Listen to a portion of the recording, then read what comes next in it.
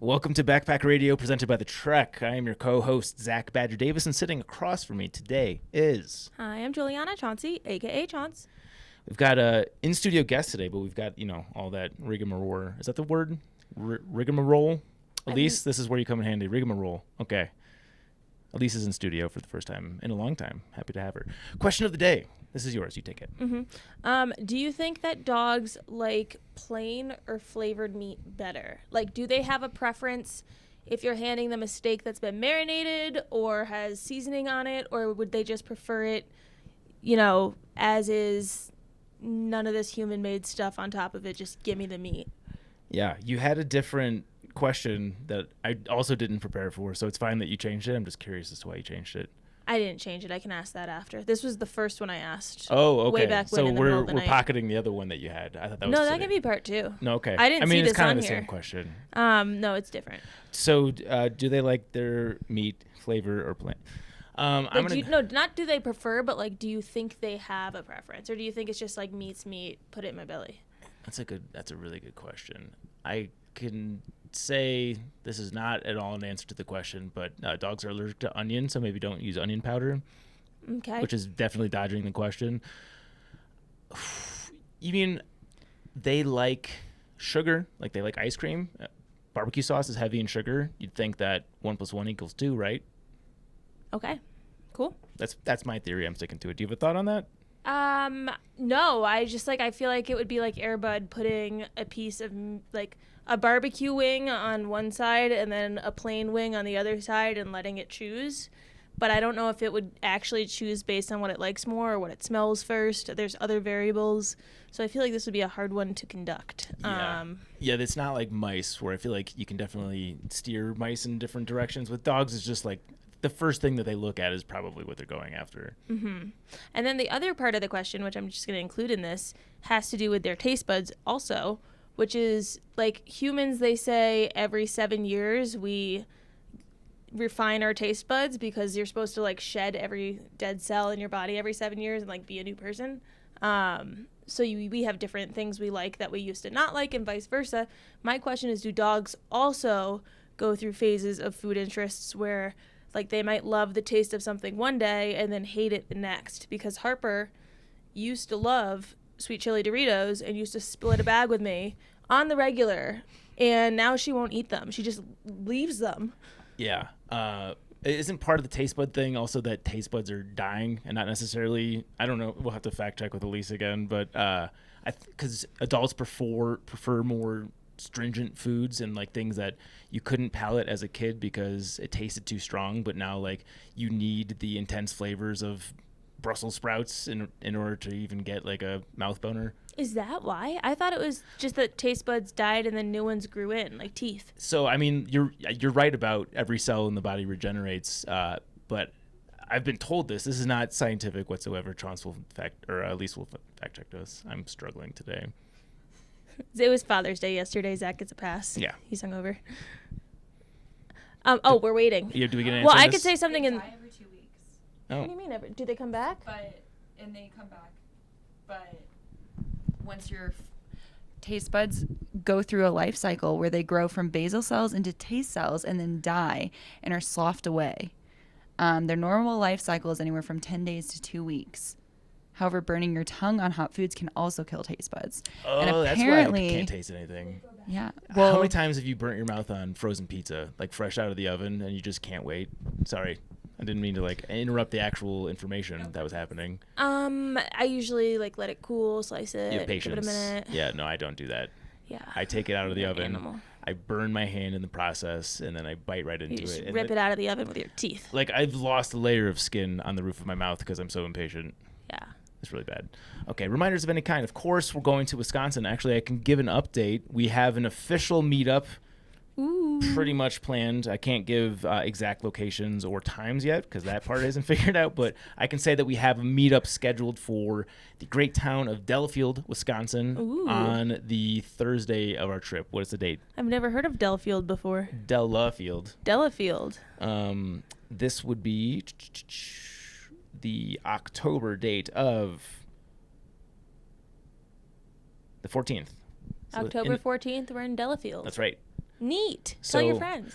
That is a Milwaukee suburb. If you live in Milwaukee, you already knew that. I'm just giving fun facts at this point. But if you're in the area and you want to come hang out with your buds, the Cinnamon Connection plus Elise, we need a new spice formulation if Elise is going to be a part of it. Dye your hair. Ooh, I like that. Easy. Just for the road trip. Yeah. And then the other reminder is this is a new thing, but now that we've got Leah here, we are just like banging on TikTok. Oh my God, we are on TikTok. Yes. What do they? Because like on Instagram, you're a grammar. What are you? Are you talkist? We're a TikToker. Yeah. TikToking our way through the talk. Oh, Chauncey's so ready to be a 40-year-old mom. The minivan is waiting for you outside. I know we have a TikTok. I still don't have it on my phone. I'm still for some reason resisting. But I'm accepting that I'm going to have to eventually make one to keep up with the TikTok that we now have, which we apparently 37 people. Why did Vine die? Follow us. I thought Vine was a lot of fun. And this is basically Vine. I really did enjoy Vine quite a lot. Yeah. What's funny is we both liked Vine. And this is the same thing, and we've been very resistant to do this. It's because we've been hurt before. Yeah, They took it we've been away. stung. And why create all this nice Vine-like content when they're just going to take it away again, maybe? Yeah. Okay, our guest was nice enough to travel across a couple states to be with us, so we're not going to make him wait any longer. Oh, you're so sweet. Yeah. Yeah. So I actually don't know your real name. I know and we can edit this out if you don't want it out there. I know your first name's Cory. Yeah, I like Cory. Can we just go with Cory? Cory. I like it. Cory, second chance hiker. Yeah, everyone knows him as Second Chance Hiker. Yeah, I don't want anybody else to know. Like, I don't know. It just kind of mixes things up. If you know me, you should just know me as Cory or Second Chance. Yeah. People only know Chance as Chance, and they could never even figure out what her actual name was. So, yeah, you traveled in from where? Everywhere, but I guess the last couple days I was in Arizona. So let's say, Arizona. I was going for a crazy long swim there, like 7 miles. Yeah, we'll get Definitely into want to that. talk about this, but let's save that for a little bit. So your story is super inspirational, and so I don't ruin it. I would like for you to tell it. So take us back to, I'm guessing, where does the story begin in your mind? Is this 2019? Let's go with 2018. Let's Okay. say, because this is where the big stuff happens, and I have to make a huge change in my life. So, it's 2018, and it's probably spring, summer, and I just go to a checkup with my doctor. My dad's having some heart issues, and the doctor's like, your heartbeat's not going under 100 beats a minute. You're saying that you have heart disease in your family. Let's send you to a cardiologist. And this cardiologist, I don't want to get into crazy details, but he did an echo on my heart, and he's like, whoa, so you have a heart of, I would describe, a 68-year-old unhealthy man. How Nothing old wrong. were you? 33 at the time. Okay. So, yeah, 68-year-old unhealthy man. And he's like, you're kind of setting yourself up for a heart attack in the next couple of years. And then he gave me a few stories and said, it's more and more common now for people in their 30s that are having heart attacks. And he asked this question, are you happy with your life? And I definitely didn't know how to, of course, I wanted to be brave. Oh, yeah, I love my life. I have a beautiful house and everything. Look at the car I drive. Yeah, I'm pretty stoked about my life. But no, I left his office, and he was so nice. He didn't try to fat shame me or anything like that. But I was definitely over 400 pounds at his office. And I gained so much weight. And I drove home, and I live out in the middle of nowhere, have no neighbors. And the only thing is I have my kids. If they're not in school, my kids would come visit me. And I had a playground and swimming pool and all that stuff. So the only friends in my whole life were my kids and my ex-wife. And those are the only people I interacted with for years. So honestly, looking back on it, I lived a very introverted, kind of sad life, and I was miserable. I was definitely eating myself to death. So when he asked you that question, what did you say? I tried to be I put on a brave face for him, though, but I drove home and I definitely cried. I definitely did some crying. I think I laid there and oh my God, this stuff, I thought having a house would make me happy. And I just got smacked in the face, and it's okay, what if I do die in 2 years from now? What do I have to show for it? Nothing. And so I presented the thing. I told my ex-wife what's going on, which she met somebody in 2012, Andrew, and that's how we kind of all ended up in Fort Myers, Florida. And I was kind of telling her everything that's going on and stuff, and it's what should I do? And she's like, I don't know what to tell you, but it's I'll just support you. And I finally came up with this plan after watching YouTube videos, hey, I'm going to just, sell my house. I'm going to go hike the PCT, the Pacific Crest Trail, and I'm going to try to lose a bunch of weight. And I was like, maybe I can lose this weight. Maybe I can get a girlfriend. And like, I got super stoked. Like, okay, yeah, I can lose a bunch of weight. I can get a girlfriend. That sounds awesome. I haven't had one of those in like years and years and years. And I was like, I can maybe move into the city. I don't know. So I was telling her these plans and stuff, and she's like, yeah, go. You need to do it. You got to get healthy. You got to. I mean, she knew I was super sad, depressed, and all that too. And she knew, like, okay, well, the doctor told you that. Like, dang, we want you to be around a lot longer too. So she was super supportive. She's like, do what you have to. Me and Andrew support you. And yeah, go sell your house, go hike the PCT. And so I sold my house by the end of the year. And I actually moved into the kids' room. And this is where it's like, after staying there for about 6 weeks, I was like, I'm going to leave to the PCT in January because it was really hard. They were getting super supportive, but it was really hard watching somebody that, again, we met when we were like 16 and 17. And of course we weren't really right for each other, but it's still really hard watching your ex go, be lovey-dovey with her, her now husband. And I was like, I can't take this. I love everybody. I'm going to go take off hiking on the Pacific Crest Trail in January. And everybody was super concerned that I was going to die and all this stuff. And it's like, I just have to do it. I'm going to go slow. It's like, I'll be fine. So that's how my journey started. And I ended up on the Pacific Crest Trail in January before anybody else would start. I was there in the winter. And what led you, because I know you instantly had like a big following because you were vlogging your hikes. What made you decide to start taking videos of it right from the start? So I did start taking the videos, but I tried to edit, and I was like, I can't edit. Like, it's not going to happen. So I started a Facebook group, and I was like, I think this might be it. But, maybe I'll put together like a 2-hour documentary when I'm done with my hike. And this is where my former wife, her name's Kelowna, she's like, you know what? I've been practicing editing. If you upload the videos, I will put it all together for you. Oh, wow. I'm amazed that you have a good enough relationship with your ex that she's offering to do that.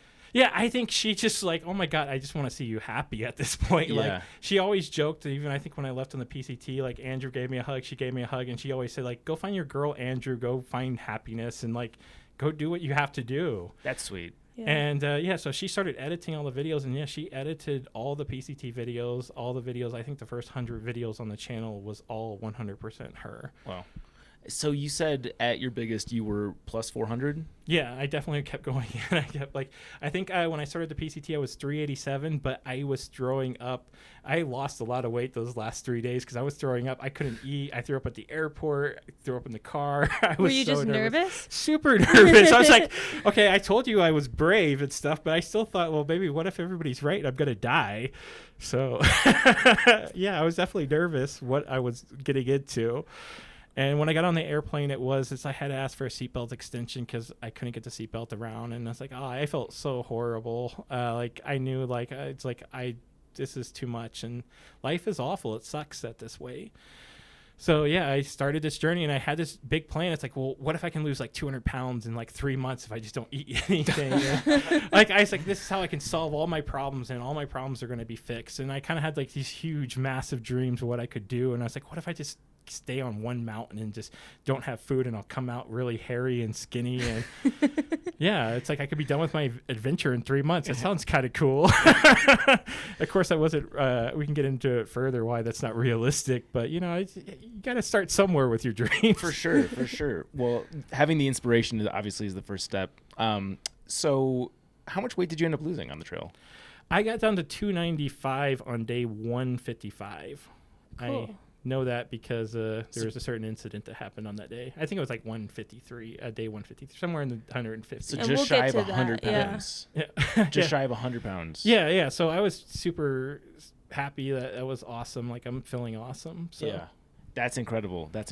And I know you've been adventuring since. I don't want to skip past the journey, obviously, but what are you at today? I haven't weighed myself. We can get into all of that. And I definitely fluctuate. COVID, I gained weight. I dislocated my knee. I had a stress fracture, it was 2.5 inches long.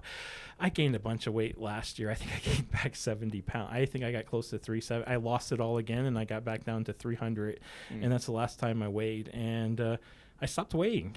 Since I took off on this adventure, I just stopped, and I stopped, I'm not hard on myself. I think the number, you should live your life. If I originally didn't want to go on adventures again. It's like I wanted to lose 35 pounds. I got big lectures, and it's like, that's just a number. Just go on your adventure. Why do you need to wait? And I was like, yeah, I'm just being stupid. I'm just going to go on my adventure and go do it. So, all right, let's talk about the PCT. Starting out, walk us through the first day on trail, maybe the first week. Like, how was that process? Starting in January, no less. Oh, I was super like excited and stuff. So I ran out of water day one. I didn't realize. I think I took like 3 or 4 liters with me, and I'm a big guy, and I did like 4 miles that day, and I was singing. I was like singing in different songs. I was just super stoked to be out there, and yeah. So I ran out of water, and I was like, there is actually a rainstorm coming, so I'm not going to stress out about this. And I was like, I've read so many survival books and stuff, like I can test out all my skills now. And so I set up my tent and I dug trenches around my tent. I used my rain jacket. I used my blow-up pillow. It was plastic. And so I set up these trenches, and if it rains, it's going to hit my tent, and it's going to, all the water is going to trickle down. I kind of even set the tent up certain ways just to get all the water to go into these trenches. And the next day, it was like, it's not going to rain. But then by like 2, it finally, the clouds started changing. I'm like, oh, thank God the weatherman's actually right. And it started raining, so I didn't do anything. I was so tired just doing 4 miles. I haven't exercised in years. Again, I was super depressed. The most I did was swimming, and I didn't do any exercising. So I didn't do any training to leave to the PCT. And so doing those 4 miles the first day, I was hurting day 2. And so I just chilled and waited for the rain, and the rain came, and the next day I did like 3 miles. I think altogether it took 6 days to do 20 miles. To get to Lake Morena? To Lake Morena. I was I think I was getting hypothermia. It started raining on me again, and I was like, I had no choice. I ran out of food at that point, and I was like, I had no choice at all, and I think I was shaking, and my hands were super freezing. I couldn't stop the last 5 miles, so I hiked 5 miles on day 6, and just to get out of the canyon. But it was so cold, I had no other choice, or it's like I lay there and die, pretty much. Of course, I had an inReach and everything, so dying.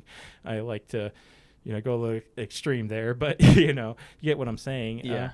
So I get to Lake Morena, and it's just terrible, terrible weather, and I pay for a cabin and for 2 nights for $50, and that was the best cabin. It had nothing in it though. It just had a heater. That was it. It didn't even have a bathroom in it, and the bed was wooden, so I didn't care. It was the best thing. I was paying for a roof over my head and heat. Yeah, it was epic, and that was definitely an amazing investment, and I was super proud of myself just those first 6 days. Survivor man on day 1. Yeah. Digging trenches. How are you feeling going forward from that? Because like I can't imagine your first few days on trail, you running out of water, running out of food, having those experiences while already going into it so nervous. Are you doubting yourself at all at this point? Yeah, because I am terrible at listening to other people. Again, I have those low self-esteem issues. So if you're like 0 self-esteem, and then other people are like, you're going to die and stuff like that, I take it too much, and I need to, I'm a work in progress. And so I definitely was doubting myself. 100%. But I was super happy to be out there. And I was a little bit frustrated with this. I think at the time it was mostly just Facebook I was getting like hypothermia at that time. My hands were shaking. I could barely feel them. They were numb. And I was like, please give us an update. You're okay? And I was like, yeah, I just haven't eaten in the last 24 hours, but I'm going to get warm. And I think I got a flood of like 20 comments on Facebook. Cory, you need to eat. Like, this is unhealthy. Like, you have to eat something. And it's like, hold on. I just said, like, I'm freezing. I pretty much just said I was, like, ice cold. And it's like, I guess they don't understand the situation. It's like, I mean, Survivor, your survival thing, you have to find shelter first, and you have to find water. Then food is like number 3 on the list. And it's like, yeah, I'm doing it in order. And the first thing is shelter, get warm, get dry, and get out of this like hypothermia state. I'm not going to go hunt food. That's like number 3 on my list. And so it was a little bit frustrating. And I came from that, as I said in the beginning, the only people in my life were my 2 sons and my former wife. And those are the only 2 people I ever talked to. And all of a sudden I'm starting to get messages online from strangers telling me what I'm doing wrong. And I'm like, whoa, that was a lot. Yeah, I'm sure just a taste of what was to come from, yes. Especially on YouTube. Yeah, 100%. Yeah, that definitely was the beginning of everything. Yeah. So one of the hallmarks of your channel, and I'm now learning you as a person, is like you're very upbeat and positive, and like you just have what seems to be a very good attitude. At least the videos that I saw, like you're kind of always looking at things through a half glass full situation. Was that difficult to maintain when you're going through these rigors on trail, and especially when you got people telling you that you're doing everything wrong? So that's interesting. I've never been told this, again, I guess because I haven't been around other people and didn't have any close friends. So nobody ever told me it's like, oh, you're a positive person or you're glass half full. So here I am in my 30s and I'm finally getting told this. And it's like, whoa, this is weird. So this is what my personality is? Interesting. So it's like I'm learning so much about myself. And it's like, dude, I think I wasted a lot of my life just sitting on a couch being a loner. And it's like, whoa, I really kind of screwed up some things. And it was really cool to hear what people thought of my personality, because I think in person and then on the videos, I'm exactly the same. I'm not that good to be any different. And yeah, it was a huge, just to hear what people were saying about it. That was just, it was crazy. How much were you getting feedback from other people saying that you inspired them to do something similar? Because like that's batshit crazy at your weight at the time, and to go out on the PCT without exercising in January, and like you got a lot out of your journey, what you were looking to get. I assume that it was just a tidal wave of inspiration for the people that were following you. Yeah, I definitely did some crying just from some posts I got, and people like my sister did the weight loss surgery and she passed away, and I remember that because I was tempted to like maybe I should do weight loss surgery instead. And I'm kind of glad. Like, I wish my brother did this, and he actually ate himself to death, and he died too. And I was like, man, I get it. Like, yeah, I felt like I could get the brother. He may have just went through depression like I did. Instead of using like cocaine or alcohol, he used food to numb his emotions and stuff. And like, I got really emotional. I swear, I think I cried every single day almost on the PCT when especially if I was by myself. I was going through so much emotional stuff, just even dealing with trying to overcome depression and everything and trying to figure out my life. And then all these strangers online are telling me this and telling me that you're inspiring and stuff. And I wasn't expecting any of that. So it definitely was overwhelming. It was emotional, but it was really awesome. Like, I was like, holy cow, well, this is amazing at the same time. How much do you think that fueled your journey? Like, would you have had the same gusto for the trail without that interaction with your followers? Well, I guess we'll never know what the journey would be like without it, but I definitely think 100% they were there supporting me, the loyal fans and stuff. They just were like, you got it, just keep going. They didn't care if I didn't finish. They didn't care if I only hiked 3 miles that day. So it took a little process to learn who really cared about me and who didn't. And yeah, I think the people who really genuinely cared about me, they just wanted me out there. They wanted me healthy. They wanted me happy. Yeah. And what was the response on trail? Like, what was it like with the hikers you were meeting? Okay, so I didn't actually meet the hikers for the first 2 months I was on trail. So right, because January. Yeah. I did meet a few people who saw me on YouTube. One guy or 2 guys in particular scared the heck out of me, and I like reached out to actually Darwin at the time, and I got scared because it's like I tracked you in the snow and all this stuff. I came to find you because you're posting on social media, and it got me really, really scared. It's like, wait, are you going to wear my skin? So in the beginning, I started having that problem, and I learned from Darwin and even Dixie that they did delays. And they posted delays, and they didn't let anybody know they had delays. But of course, in all my videos, we were still posting the date and stuff like that. So we started doing a delay with dates, and people were like, wait, this is 3 weeks behind. And that didn't really help too much. It totally helped. But yeah, it just, in the beginning, there was no hikers, and it just was that crazy stalker thing. So were you getting people trying to meet you on trail? Yeah, so... And I have to redefine, and I don't want to mess this up with the stalker thing, because if you're just like a fan and you just want to meet me and give me a hug, that's super awesome. Like, I totally love hugs, so let's bring it in. Let's do a hug.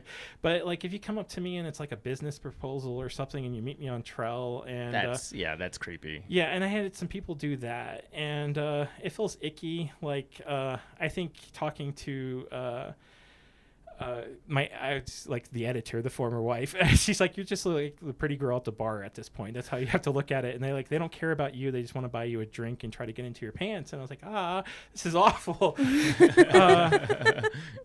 So yeah, at the beginning I had to kind of learn, and I've gotten really good. You can kind of tell people, like, I had a trouble saying no in the beginning too. Like, I wanted to make people happy, and that's why I felt so awkward, the stalker kind of things, like people who came up with like business ideas up to me.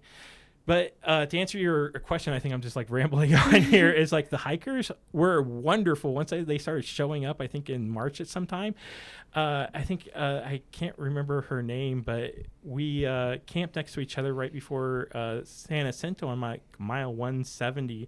It took me like 2 months to get to mile 170, but yeah, it was super cool. This is the first hiker that camped next to me, and she asked, "Can I camp next to you?" And I was like, "Yeah, sure. Okay, this is strange. Like, you're hiking to PCT." And then she's like, "Yeah, I'm gonna eat dinner. Is that cool if I like chat with you while I eat dinner?" I'm like, "Yeah, that's cool too." I was like, "I'm too tired to eat dinner myself. I just want to sleep." But I was like, "Wow, this is really cool." And I think that was the start of meeting hikers on the trail, and it got super awesome.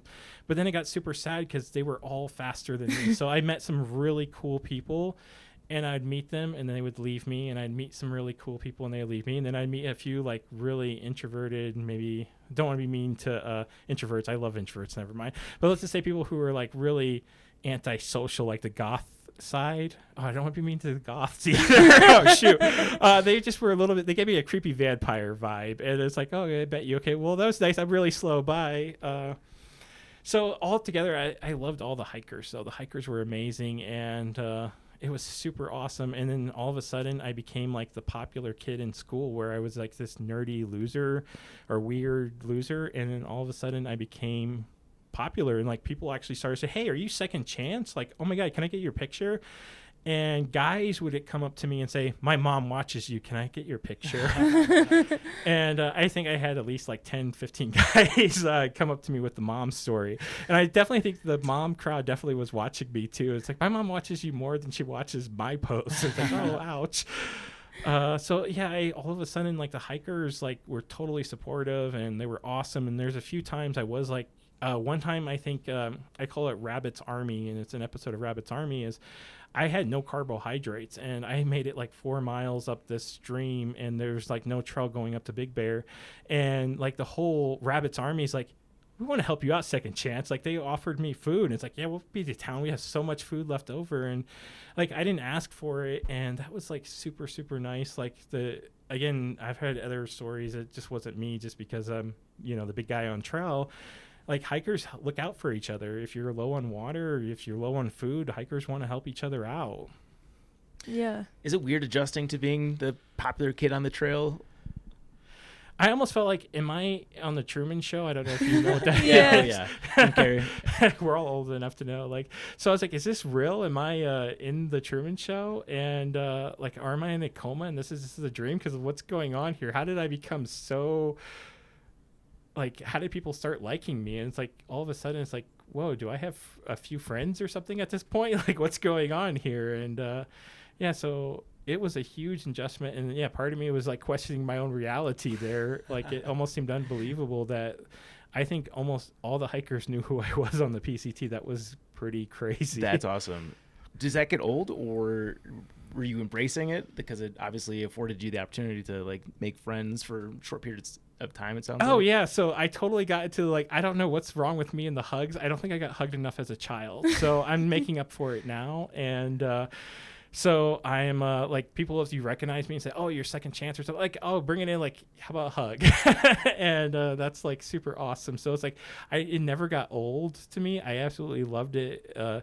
And I really wanted to talk to people. And actually, I honestly think as humans, we use that as therapy, like talking to people. And I'm guilty of it. And if we keep going on with my story, you can see I'm bad at isolating myself, where I need to be around people and talking about it.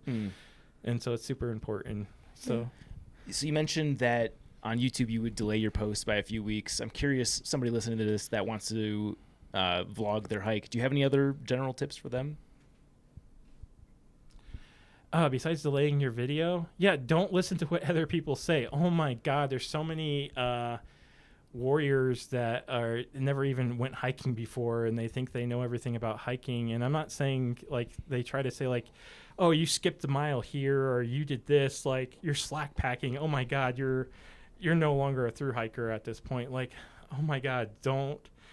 you're gonna, no matter what you say, we're humans, so the comments are gonna affect us, but try not to ever let them bother you. And those people, like, they don't know what they're talking about, because all the hikers out there, they're like, hey, I'm doing this, that's awesome, you're doing this, like, you're getting off the trail to go have a fun different adventure, right on. Nobody's like, wait, you're getting off the trail to do this, how dare you need to make sure to hike all these miles at a certain time, or like, yeah. So it's really hard. And just remember, like, these people, if you meet them in person, they'll never act like that. And some people just probably need more hugs in their life.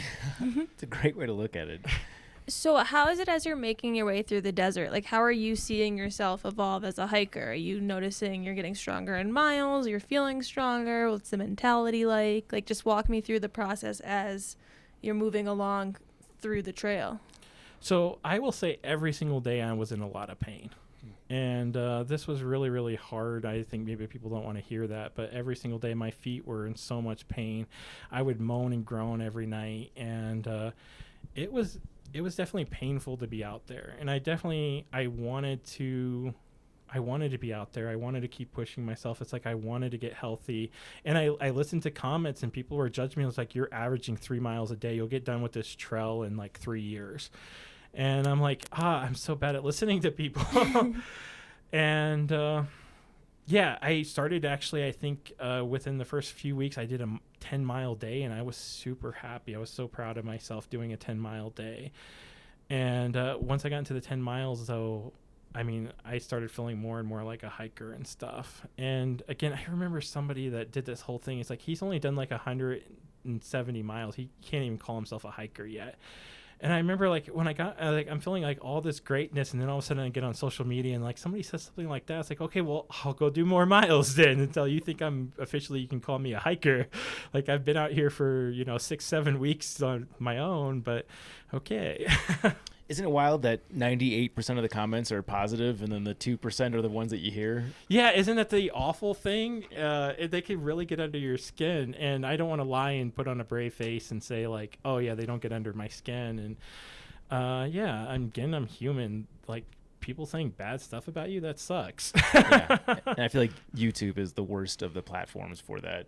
Yeah, I think it, and again, people just, I'm trying to think of, like, I think something bad happened in there. I try to always picture it and try to sympathize with them and say, like, maybe, like, they got cheated on, or, maybe somebody died in their life, and they're just grieving, and they're just having a really horrible time, a shitty time in their life. And yeah, so I try to sympathize with them. I don't know if that's the right approach or not. So I actually think that's very wise, because the people who are leaving nasty comments, like, obviously they're hurting, and they're pushing that hurt out onto other people. So yeah, it's best to not take it personally, like you said. Yeah, they want to bring something. you down. Exactly.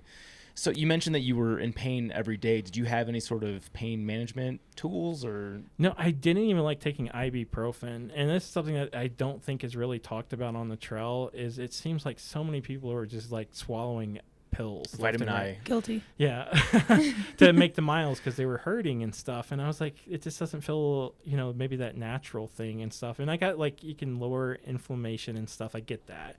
But I didn't, it's like, well, if I'm taking pills, then I'm not listening to my body. So it's like, I want to push my body to its limits, but then once I can't hike anymore, then I'm just going to lay down. And multiple times I just laid down on the trail. Now I get this, why this might not be the wisest thing. So giving heads up to somebody why you just don't fall asleep on the trail, like cowboy camp on the trail, is animals will use the trail at night too. And at the time, it's like, I'm just too tired. I don't care. I'm too tired to set up my tent. I'm just going to fall over and lay on the trail. If an animal eats me at this point, okay. Did you ever see an animal on the trail at night while you were camping? I heard them, and I kept telling myself that it's just like maybe a mouse or something, cute bunny rabbits hopping around. But when you're alone, and this is something else that people don't get, when you're with a group and you're doing something, everything is not scary. But when you do things like different hikes I've been on, there can be terrifying being alone.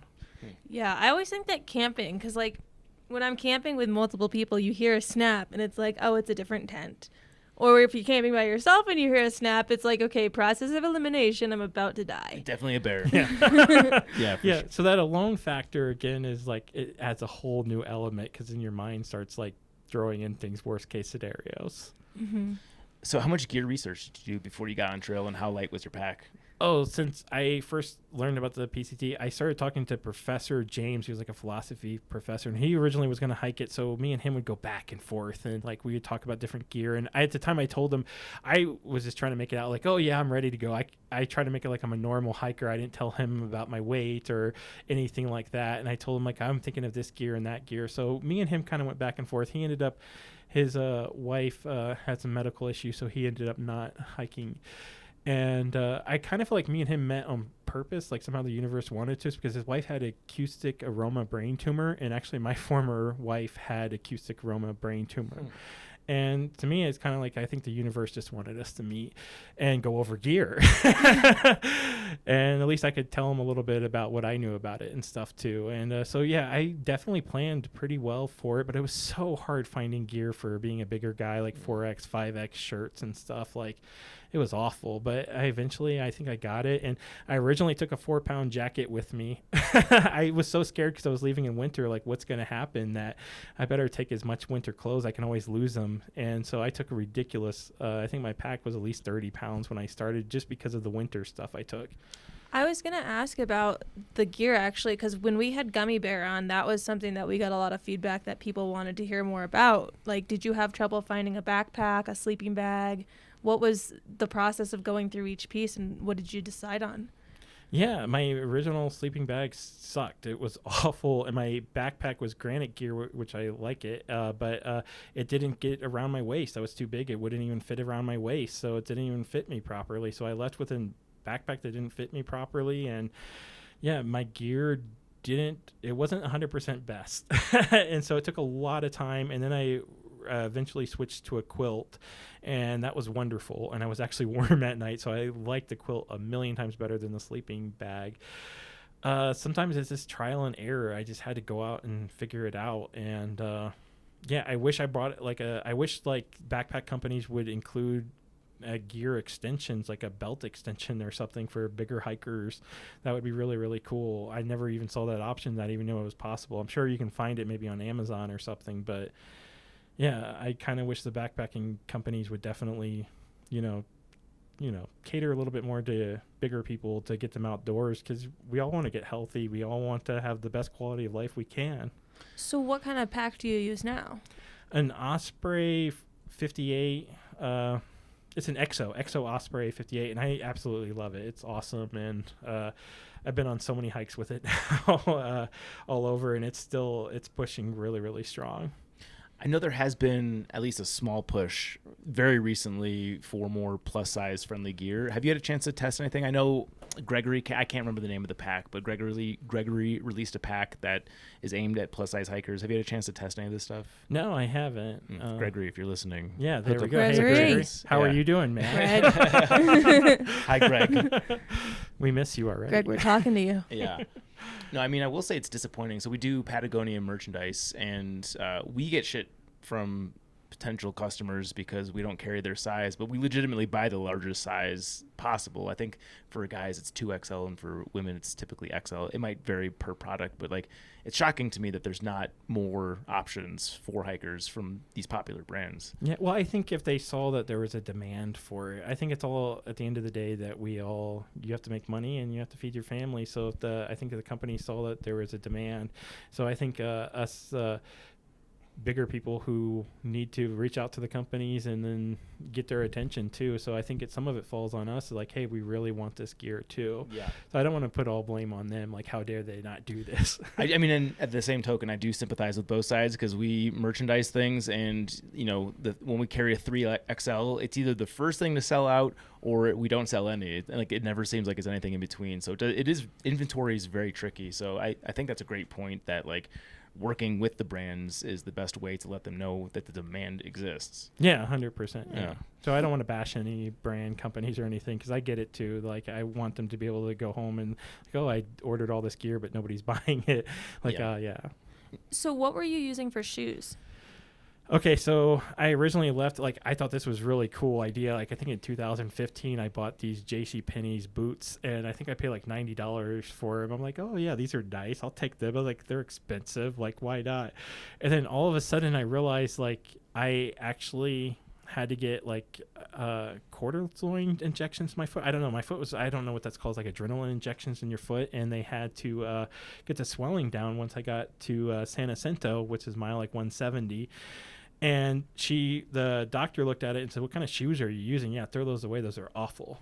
So I went to Ultras, and Ultras were better. But now I hate Ultras to death. Like I spent like $800,000 on Ultras, and I won't wear Ultras again now too. As a bigger person, not a fan of Ultras. They cause me foot pain every single day I wore them. Even with like insoles, gels, and everything, I still was in pain every day.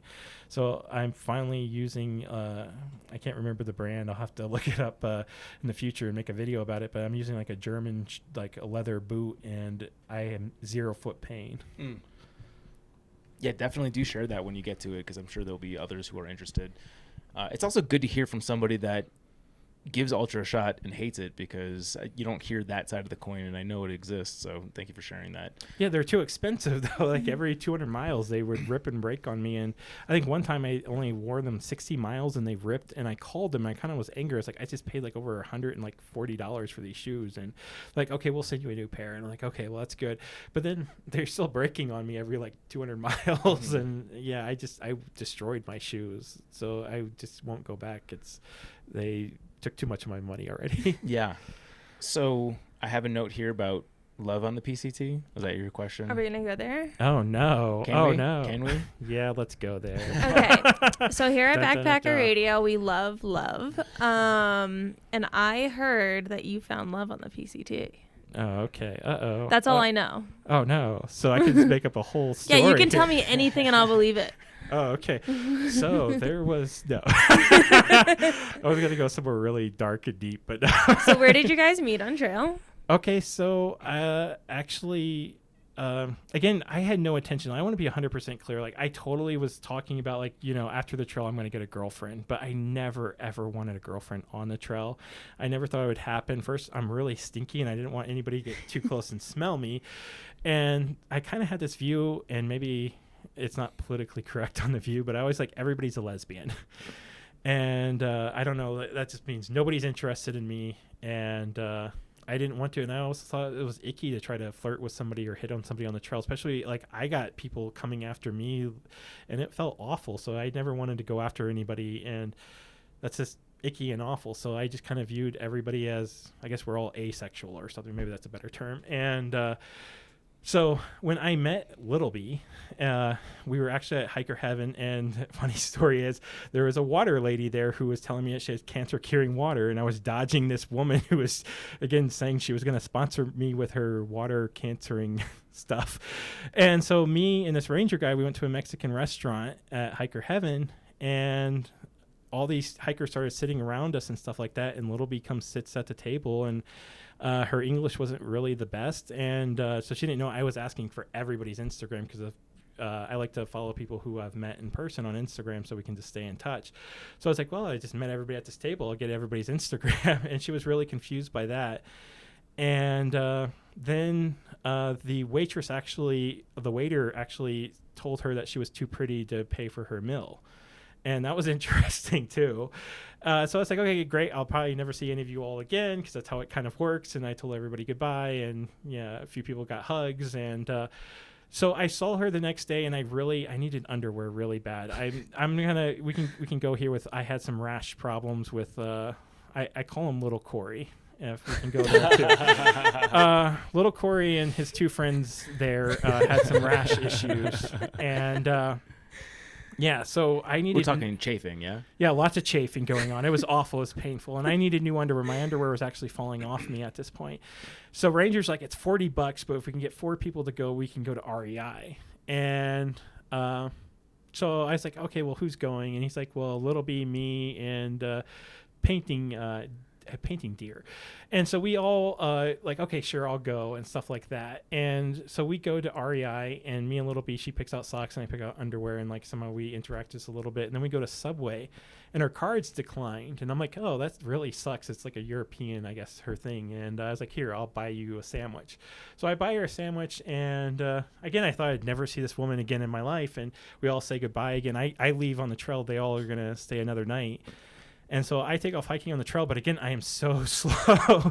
So I think I make it like 3 miles that day, 4 miles, and I kind of leave in the afternoon anyways. But here it is. It's like I slept in, and I was like, it's good to get away from people again. And I'm on the mountain, and here comes Little B. She shows up again, and she's like, thank you for the sandwich or something like that. And I think she wanted my PayPal, and I think she paid me back for the sandwich too.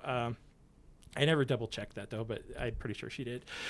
So yeah, then all of a sudden, like, I just started packing up my tent and stuff, and she just kept talking, and her English wasn't very good at the time, and I just kept talking too, and then we just started hiking together. And so we hiked together for 2 days and made it to Casa de Luna. Oops, excuse me. That's the Dales talking. Yes, yeah, absolutely. Dells. Pal. We make it to Casa de Luna, and my feet are wrecked. I was trying so hard to keep up with her. I actually was like, oh, sweet, like, pretty girls hiking with me. But again, I had this thing, it was like, we're all asexual anyways. So, like, we were hiking together and stuff, and actually there's a little bit of I don't know. Maybe we can tell this story. This is kind of interesting. Actually, first night, so Little B's hiking with me all day, and I'm trying so hard to be tough. Like, I can climb up these mountains and stuff, and I'm always better with other people when I'm hiking with. But we get to camp that night, and somebody else comes up, and Feathers is like a really, really sweet, awesome hiker, and she saw, like, you're cowboy camping. I'm like, yeah, I'm too tired to set up my tent, but Feathers is like, oh, if it starts raining, you can like dodge into my tent. It's like 4 people can get into there. And I know Little B's like reactions, like, this woman just approached him and tried to get him to come into his tent. Like, what's going on here? But of course, it's like Feathers' attentions were like the rain and stuff like that. And so I always thought that was kind of a little bit of a funny story there too. And I always have this theory. I wonder if that's when Little B thought, hey, maybe this guy's got something going on here. But the next day, we make it to Casa de Luna, and my feet are now completely wrecked. I can't hike anymore with her. So I tell her, it's like, yeah, I can't go on. And she's like, okay. And she's like, she wanted to get to a package to get to her friend Lava. And I was like, yeah, go do that thing. I plan on never seeing you again. That was really awesome. I'm sad we can't hike together. And that's the first time I reached out. I was like, hey, we'll hug goodbye. I'll see you later. And so she took off, and then she sent me a message, I think that afternoon. And cell service is so spotty in Casa de Luna, but I finally got this message and said, by the way, I like you and I miss you. Wow. And I know, it's like, I haven't had a girlfriend or a girl interested in me in like 4 or 5 years. And I'm like, oh my God, what am I going to do? What were you thinking? I was like, I went up, the Ranger was still there and stuff, and I was pretty excited. Like, I was like, holy cow, so what should I do here? And so I was like, she already has like a day start on me. I'm like, so a girl likes me at this point, and it's like, what should I do at this? Again, I guess you would have to see. I thought that, having a girlfriend, it would make me happy, and losing 200 pounds will make me happy. And so I definitely had this mindset, like, okay, well, heck, I'm going to catch up to her. And so I think my record was like 14 miles. And that day I did 25 miles. Whoa, wow. Damn. I know. And I think that's called pink blazing. That told me.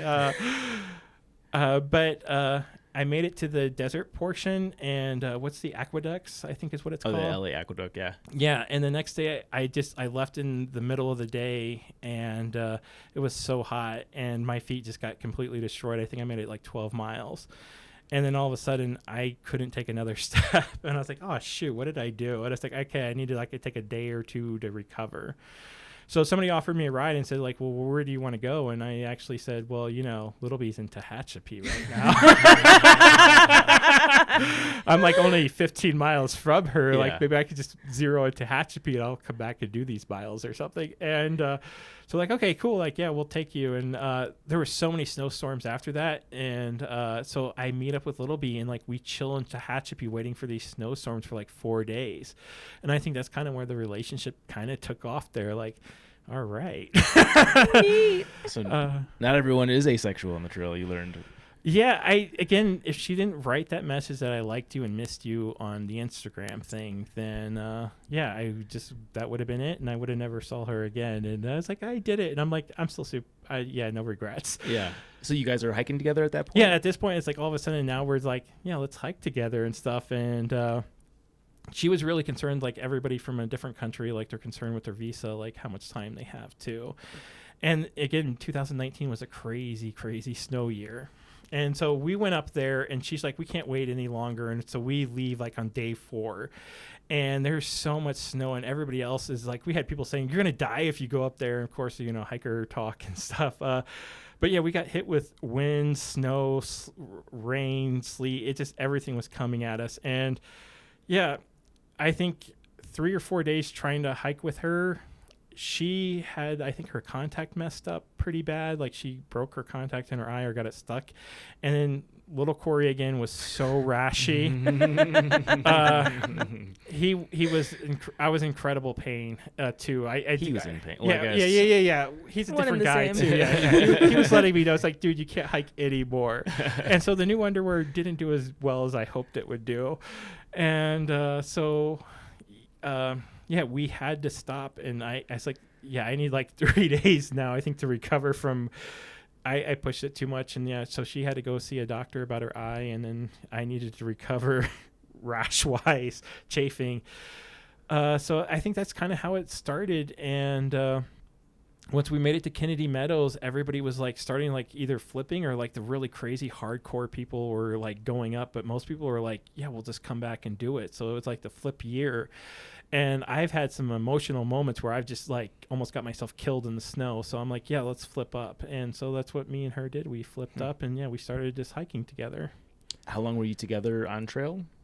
All the way up to the helicopter rescue. Day 153. Yeah. Yep.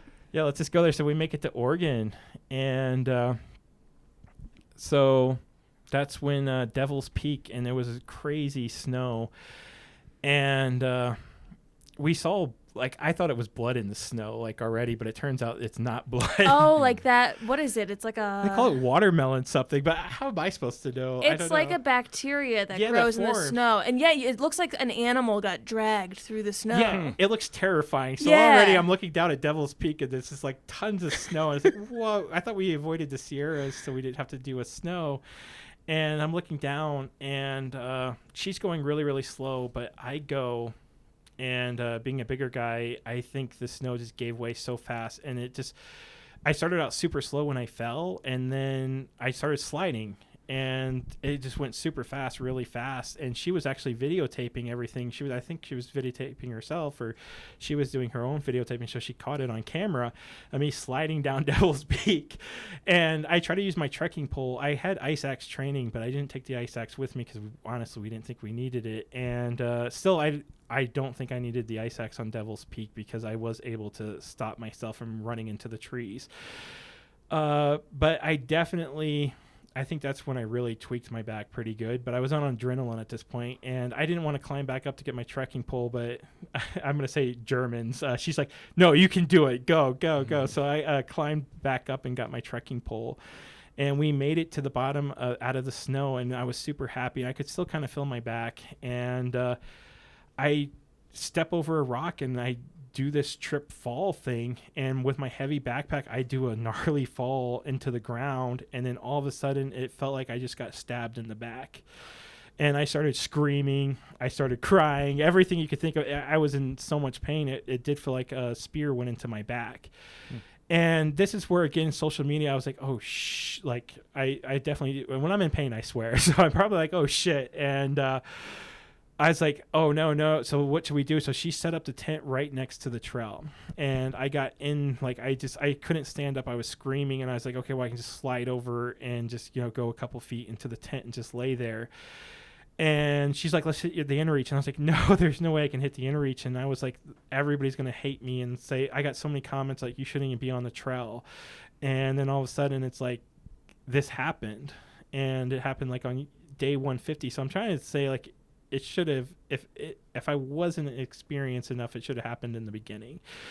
But yeah, I mean, things happen, and I did something horrible to my back there where I was in so much pain. And so I told her, no, I don't want to hit the inReach, and she kept insisting. And we met 2 other hikers. The other hiker lost her phone, and they slid down the mountain. They said that was so rough, and it was scary. And she's like, I still can't find my phone. So she just left the mountain without her phone because she did sliding too.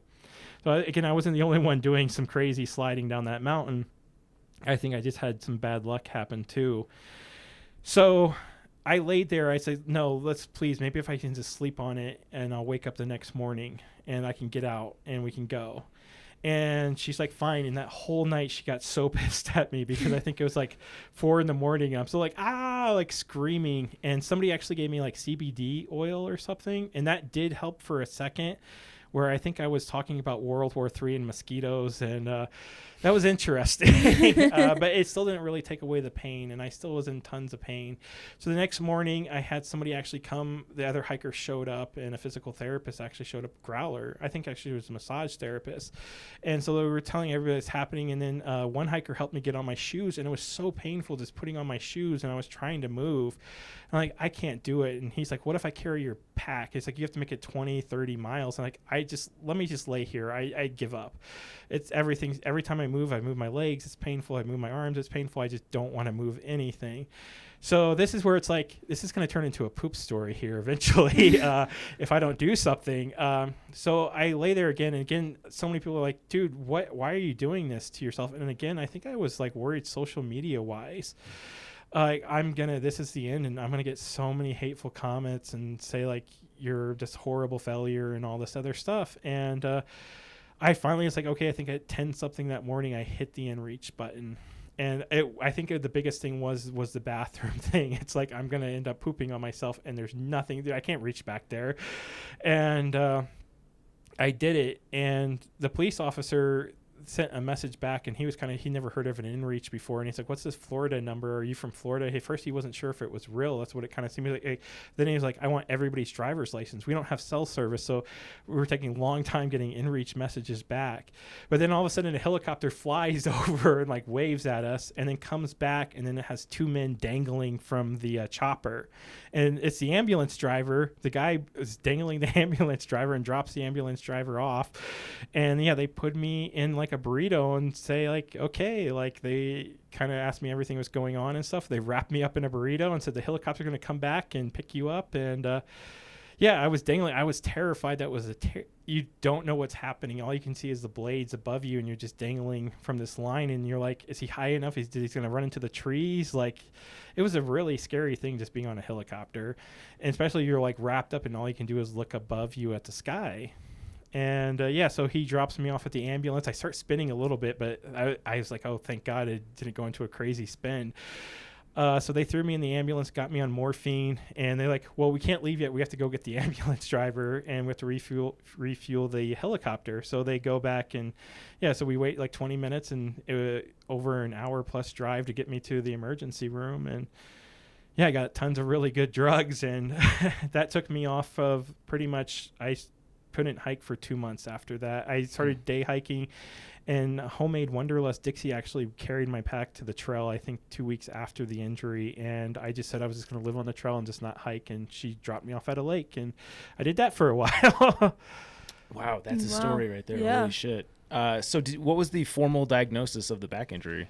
So he said, I'm very, very lucky. He said with the fall, he said your muscles were like a giant knot. So they did like a CT scan, and he's like, the biggest thing is you needed to, he's like, if you stayed up there, you would have been in like tremendous pain. So he's like, you did the right thing and stuff like that. And he said nothing was broken. And he's like, physical therapy would be awesome. I didn't actually end up going to physical therapy though.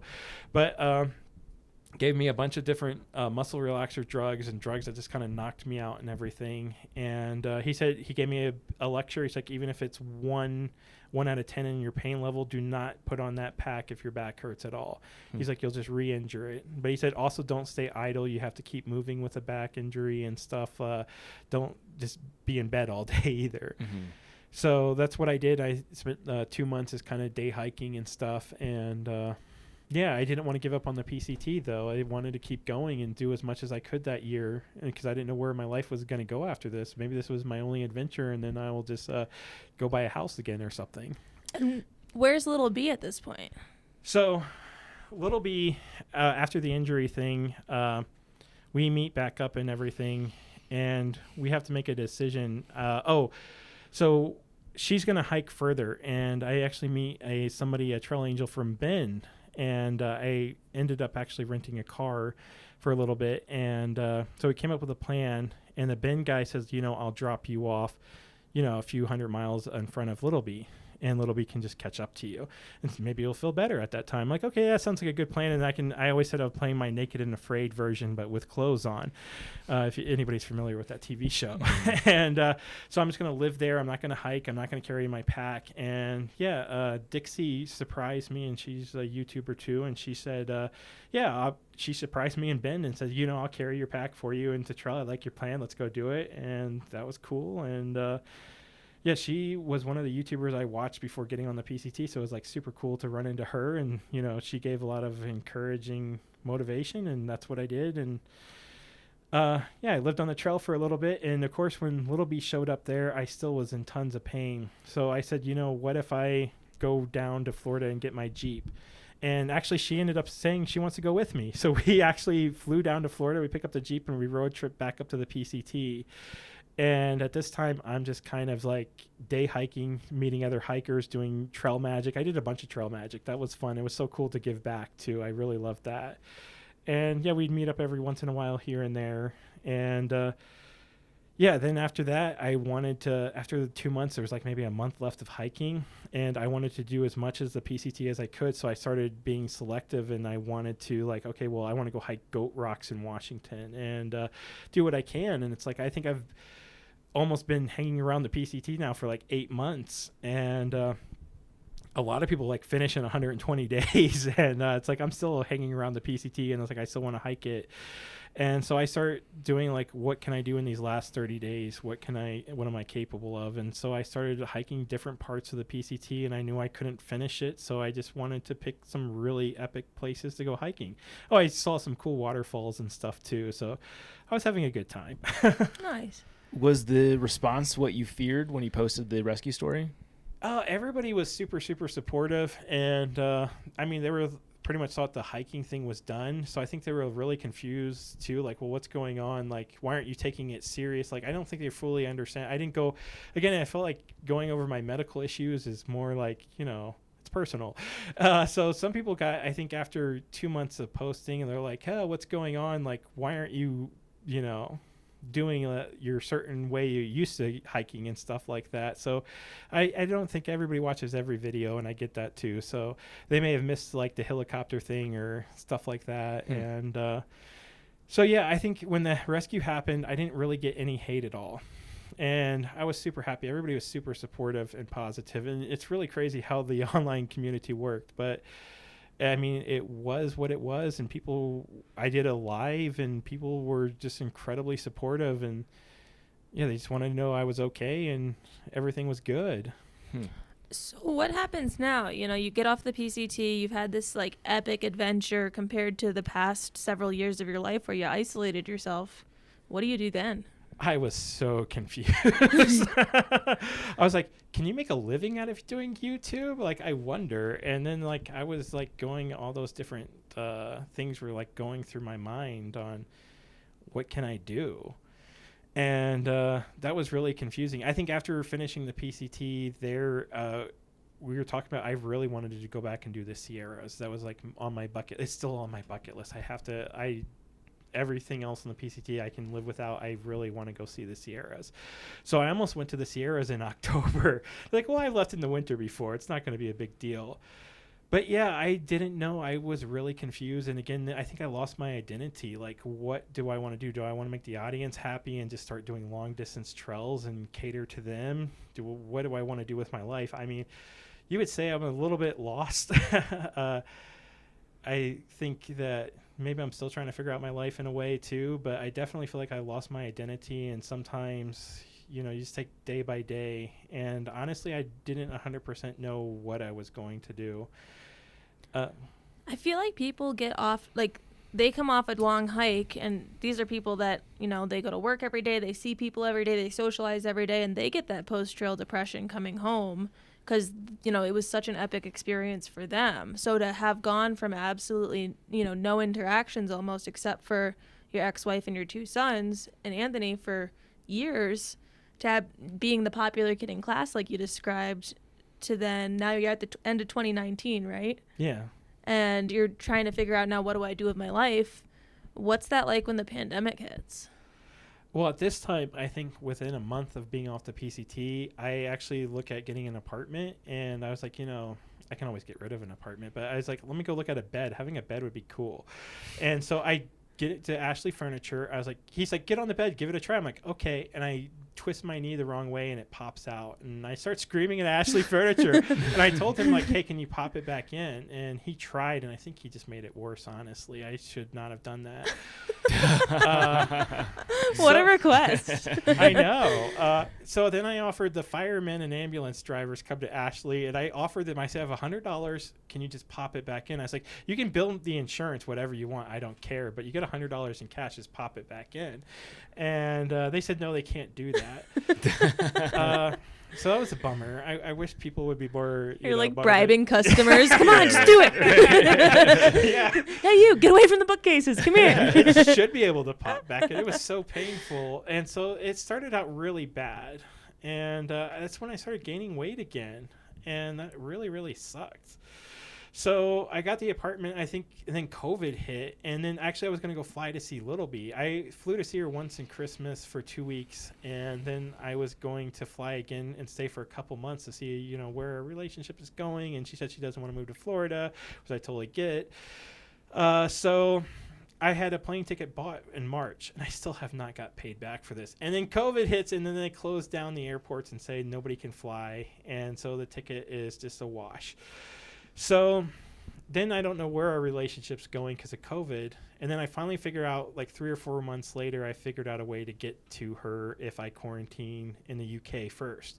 So the UK will let me in. So I'm like, sweet, let's give this a try. And the airport, people are like, are you sure? I was like, yeah, I showed them papers and stuff. So the UK definitely let me in. And then I emailed all the German airports and asked, so I've been quarantining in the UK here for 2 weeks. Will you let me in? And one, Dusseldorf, Germany, said, yeah, we'll let you in. I'm like, sweet, I'm flying here. I didn't even know you could email an airport. Yeah, yeah, it was it's the customs police. They call it something else there. I don't know what it was, but yeah, had to. It wasn't just like email airport. It was like the custom border patrol for Germany. I forget what the name is. So you quarantined in the airport for 2 weeks? No, I quarantined in the UK, and I followed the rules. They said I couldn't even go out to the grocery store, and I agreed, and I didn't want to disrespect their country. So yeah, so if you wanted groceries, you had to have them delivered to you. Oh. And so I got a cheap Airbnb, and yeah, it was awful. I will be honest.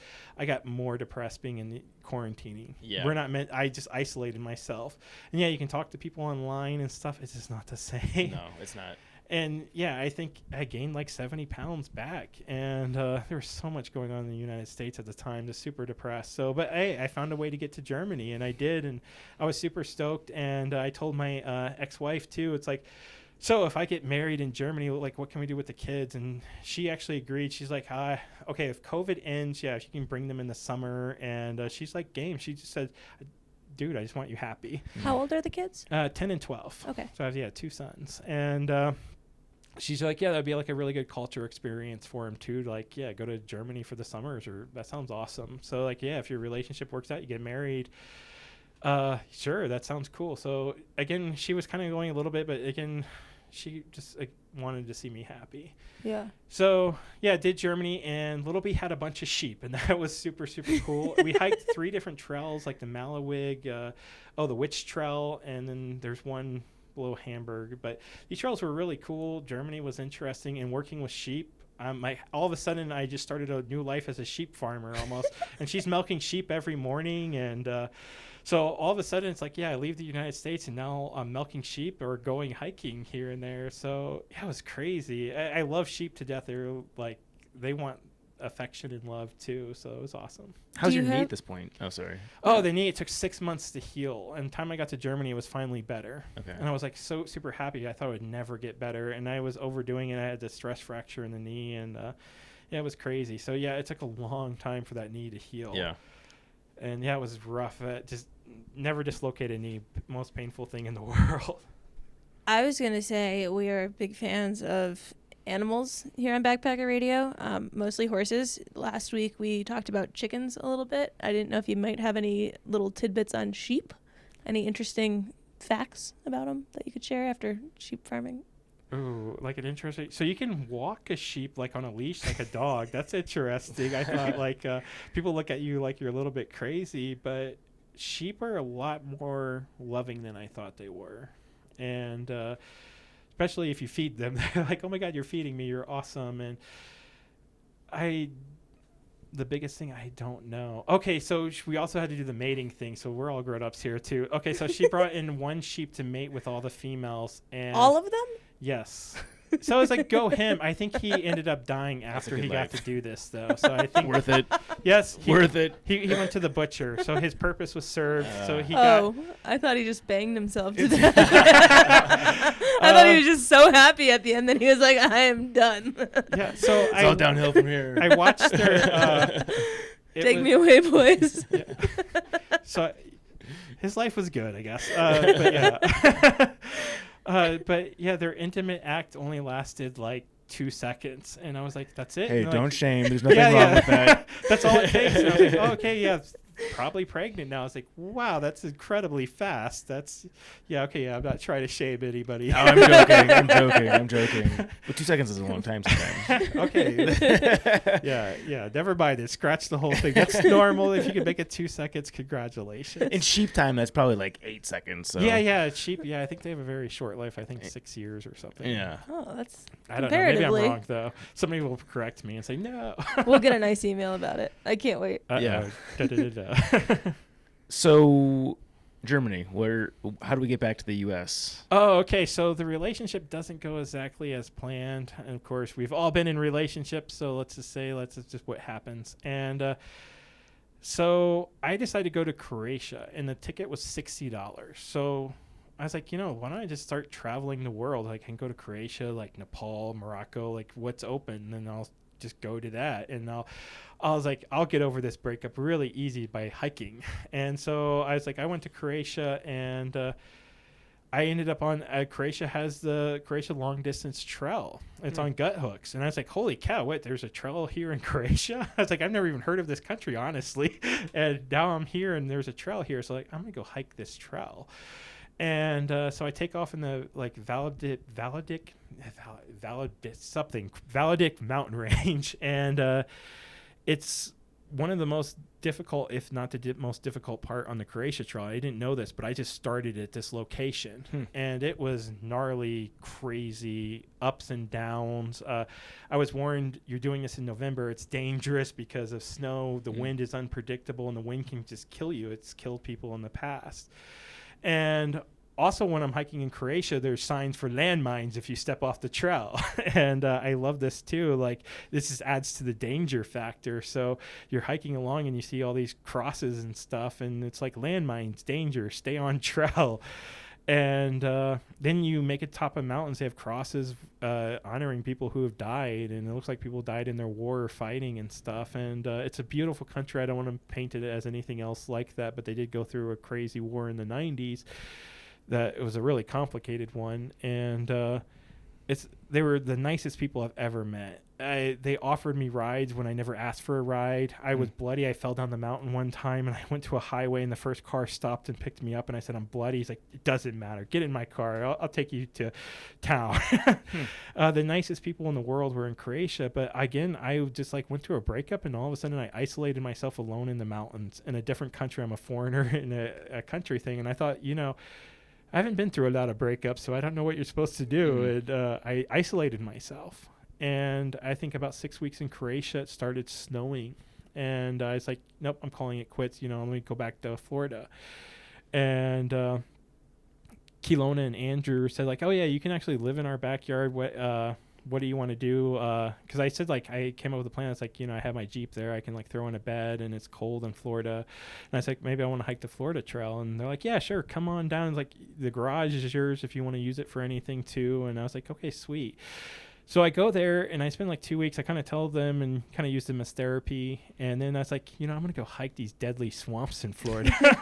I heard it's like waist deep water, and I was like, I'll go alone. And it's like, yeah, maybe I can wrestle an alligator or something. It's like, who knows what I was thinking, though. But again, so I then just took off into the swamps of Florida.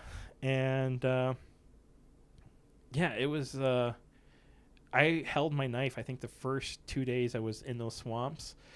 And Ready to stab a gator? yeah, I thought a gator would be like popping out of the water. I was like, what if like a 14-foot alligator just swam up to me? I'm just screwed. Are you actually like waist deep in water? Yeah, so there's videos. It's definitely still my scariest hike ever. So if you want to go look at YouTube, there's a like Black Lagoon you hit where it's waist deep. And I damaged my camera equipment. So it's like, I'm going to leave. And this is kind of dangerous anyways. It's super fun, but my camera equipment now, I actually dropped my phone in the water. I had it in a waterproof case. I had a tripod and everything, but I was like, oh shoot, I just made a really dumb mistake, and it slipped when I was transporting it. And so I was like, I'm going to go back for Christmas, and as soon as Christmas is over, December 26th, I'm going to go hiking back out in these swamps again. Like, I'm having so much fun. This danger factor is like unreal awesome. So the water did go down a little bit more. So yeah, a lot of times it's like knee deep, ankle deep, but a few times Black Lagoon still was the scariest because you could hear the alligators in the morning time. You can hear them? Yeah, the babies. So you could hear babies make Star Wars noises, and I don't know any other way to describe it, but it's like pew pew pew. I don't know. They make these weird noise, and it's like young alligators, and it's like, well, there's a young alligator. There's the mama somewhere, right? Oh no! And so it's like that morning, I get into the water, and again, I was like, I'm all alone, and I see logs floating around everywhere. You can't see like 2 inches deep in the water, and you see like a log. You hear splashes in the distance, and you're like, just a frog, it's okay. And okay, so when I need like a better visual, when you're talking about waist deep, are there places where like you can step out of the water, or yeah, so how long is it? You would find islands. So the original thing was 30 miles, but again, I was doing crazy filming, and I was just having so much fun. The original trail, if it's there, is 30 miles long, and Gut Hook says it's like one of the most, I'm paraphrasing here, but it made it seem like it's the most dangerous trail in all of North America, this 30-mile section here. And I was specifically because of the alligators? Because of the swamps, there's snakes, there's those giant African pythons. Yeah, I'm out. Sorry, giant African pythons? Yeah, so Florida has the invasive species. They're like, I think somebody caught one that's like 18 feet long. They're killing alligators. That's deer. anaconda right there. An 18-foot long snake. What do you, okay, so No like I know, thank you. you know, you go to hike the PCT, and it's like if you see a bear, wave your arms and your trekking poles in the air, make some noise, you know, like you have your instructions, don't run. What the fuck do you do if you see an 18-foot python just swimming at you? Like, is there a protocol? Knife Climb it, a tree? hopefully. Knifing a snake underwater. Oh my god! What about an alligator? Is Watch there like Indiana Jones or something? I don't know. are there like wilderness things you should do if you see an alligator? Yeah, so this will save your life, so listen carefully. So if an alligator starts biting you, if you survive the death roll, which you probably won't, you'll be in shock anyways, go for its nose. Forget the eyes. Put your thumbs or your fingers inside its nose. It will release you. And that could save your life. So yeah, learn that from an alligator wrestler too. And he said Horseback's alligator edition. I love that. Yeah, we got sheep and alligator in this one. Right. So yeah, go for the nose, and the nose is right there, but they do a death roll, so if they get you, you probably won't see them coming. Again, most of them, you're opportunists, they'll like get you from behind, and you know, good luck.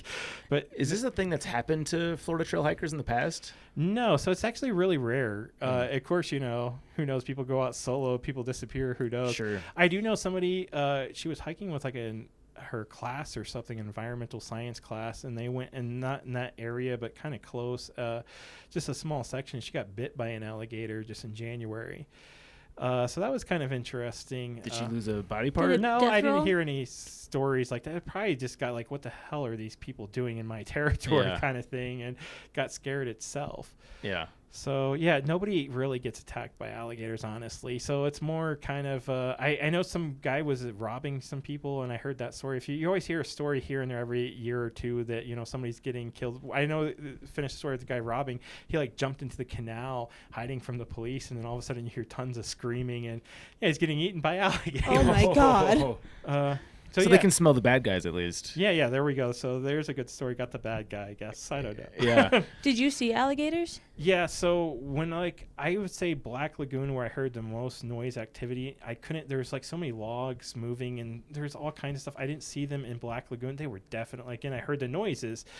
But then once you get out and like you start hiking in on the the dikes and above the water, you can see alligators left and right. I could see them, like, once you're above the elevation, you could just see them. They're everywhere. You can see their heads. But I think once you're in the water, it's really hard to see them. I think that is I say about the Arizona trail, I wouldn't want to do it because of the time Gummy Bear talked about the 2 miles of raptor fields where, like, you could just hear the rattlesnakes in the high brush. I do not ever want to do the Florida trail. I do not ever want to do that unless I'm in a Zorb. Do you know those Zorb balls, those clear giant balls that you can stand in? And are these the things that people roll at each other in fields? I would do it in that because then I've got like a barrier where like the alligators would bump into it and I can like see my feet when I'm in this waist deep water. You know, like a alligator's teeth could puncture that thing? I don't think they would know what to do with it. I think they would just think it was like a floating rock. Okay. I will say I'm walked out, and it took me like a week in those swamps, and just because I had so much fun in them too. And especially when you got to the center, you saw day hikers if you got to either side of that 30-mile section. But I did at least 60 miles, and I had so much fun because I was going back and forth and filming, going off trail filming. It was so fun. I did meet. This was really funny. Guy, he was a professor. I just want to say environmental scientist too. He said that his girlfriend just broke up with him, and he's going to take a sabbatical, and he's hiking alone in the swamps all by himself. And I'm like, oh, really? I think me and you have a little bit in common here. So it's like, well, yeah, my girlfriend and me, we separated a few months ago, and now I'm in the swamps too, hiking alone. It's like, I guess was he in the metaphorical swamps? The emotional swamps? I think he was a little bit. Like, I kind of get, like, what we were trying to do. And I was like, I walked out super confident. I was super happy. That was, like, coolest thing. I didn't honestly, I didn't feel depressed while I was in the swamps.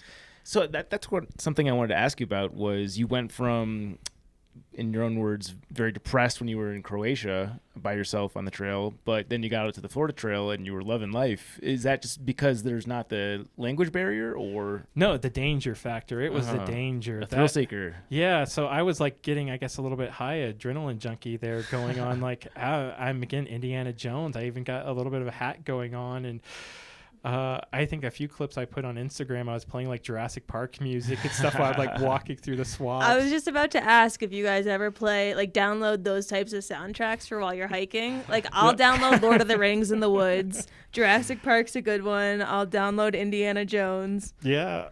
Sometimes it's just nice to hike and listen to it. Sure. Brings you back. Yeah, 100%. So that part, I would say, like, I just walked out so much more confident. Like, well, if I can do this, I can do anything, because that was nuts. And again, you're saying, oh, well, I've been in those swamps before. Have you been alone? Have you slept alone? Have you lived alone in the swamps and have cell service? And it's an entirely different feeling when you're alone. And yeah, it was scary, but I had so much fun doing it. And especially when you're like alone on the island thing and you hear alligators while you're sleeping at night. No. And you're like, okay. So how much of the trailer are we talking here? Did you do the full thing? No, so I never had that plan. And so I went to Croatia. I hiked the most difficult section. That was awesome. I loved it. And again, I had the lonely factor there. But then I did the most difficult section of the Florida trail, and then I started the normal Florida trail. 2 or 3 weeks of doing this, and I ran into somebody who offered Trail Magic twice, and the rest of the time I was completely alone again. And so I'm just alone with my thoughts, and I'm just walking alone, and I'm like, well, maybe I'll lose weight and get sexy was the plan. And so I was like, yeah, that will solve my problem, so I'll just keep walking. But so this is the kind of story why I officially got off. Was the night I got off the Florida trail, I was just feeling crappy and lonely all the time. I didn't have cell service. It started raining, and my tent was so loud with the rain. I didn't sleep all that night, or I kept waking up constantly. That morning, I go through it was a panic attack, and I couldn't breathe, and I felt like I was dying. And this happens to, I think, about 60 plus people. I'm probably 60, 70%. I was reading this article that they have a disassociation, and this is what happened to me. I left my body. I ended up like 20 feet up in the air. I started feeling claustrophobic, and I think what happened to my body's like, yep, you're out of your body now. And it just got really traumatic where I thought I was going to die, and all of a sudden I'm 20 feet in the air, and I thought, like, well, if there's a grenade, I would drop a grenade on my body. If there was a button I could kill myself right now, I would kill myself in a second. If there's any way, like, anything could kill me at this point. I'm ready to die. So going through this panic attack, which panic attacks can last up to 30 minutes. Probably around that time, I don't know how long mine lasted. Maybe it only lasted a few minutes. I don't know. But I finally got control of my body again. I ripped out of the tent. It was raining still. I just was breathing, hyperventilating. And I've had panic attacks here and there in the past, but not for a very long time. And this was the start of, this was like the worst feeling ever if you want to die.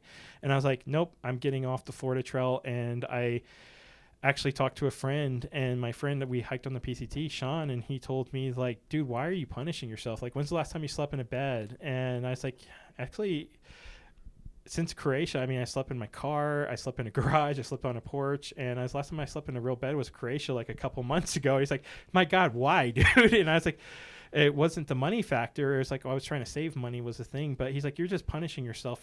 And he's like, stop punishing yourself. And he gave me a big lecture, and I needed a lecture, and because he knew what I was doing. He's like, then why are you on the trail if you're having panic attacks and stuff? And he was right too. So I got to put out my thumb. The first car stopped, picked me up, took me to a town. It was such a tiny town, didn't even have a bus stop. So I asked around, offered money, and finally it was just a taxi driver, $200 to drive me to Fort Myers.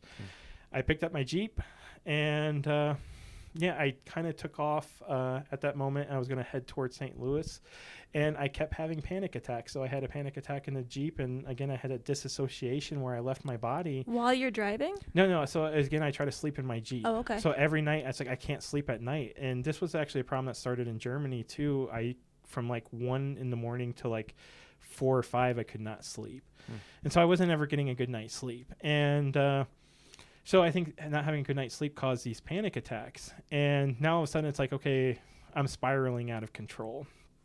And then I try to use alcohol. I was like, well, I'll just drink a bunch of alcohol. Maybe that will numb me. And no, that didn't help with sleep or anything. So let's just make a long story short. I get to my parents' house, and my brothers are up there too in St. Louis. And I reach out. I call the suicide hotline and kind of tell them what I'm feeling. And I just want to say that right here that anybody can call the suicide hotline. You don't have to tell them why you're calling the suicide hotline.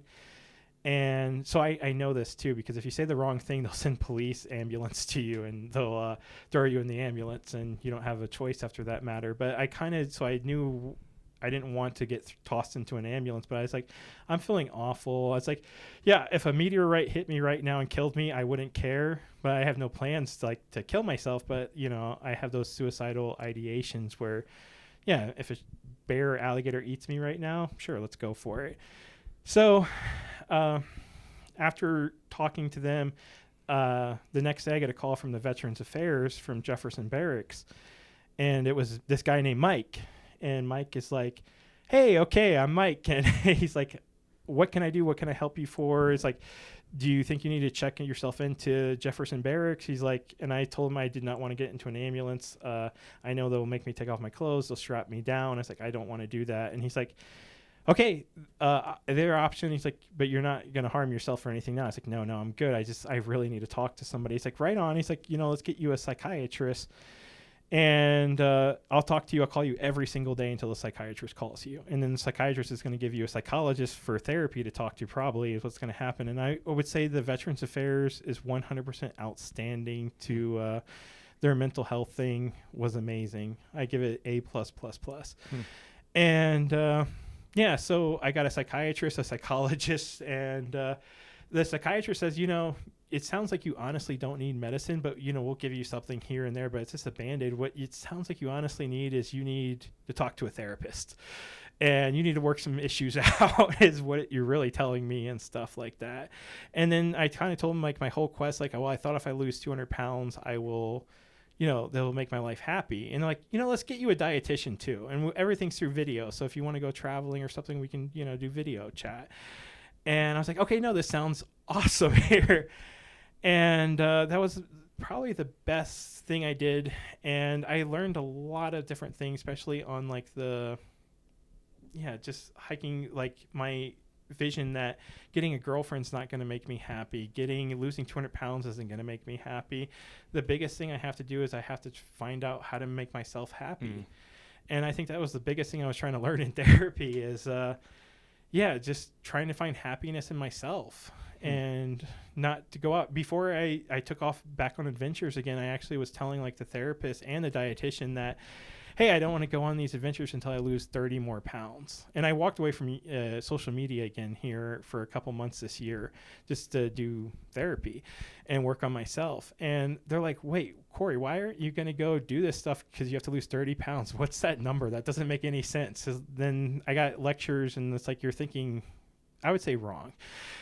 So like, how about changing your thinking? How about you just go live your life and go have fun? Who cares what you weigh? Like, because your life is your life, and go have fun. And so that's what I did. I just decided to take off, and then I was like, you know what would make me happy? To go to the Tetons. I loved that place. I took my kids there, and that was my favorite camping spot.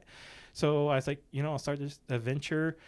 I'm gonna kayak and live on an island for a couple days. So I spent 4 or 5 days on those islands in the Tetons, and I was all alone, and I was super happy. I was on cloud 10, and I'm like, I'm obviously doing something right because I'm alone, but I feel loved. And going back to, here's an analogy too about like our cups and being loved. And I think on the PCT, I felt like my cup was really low on feeling loved.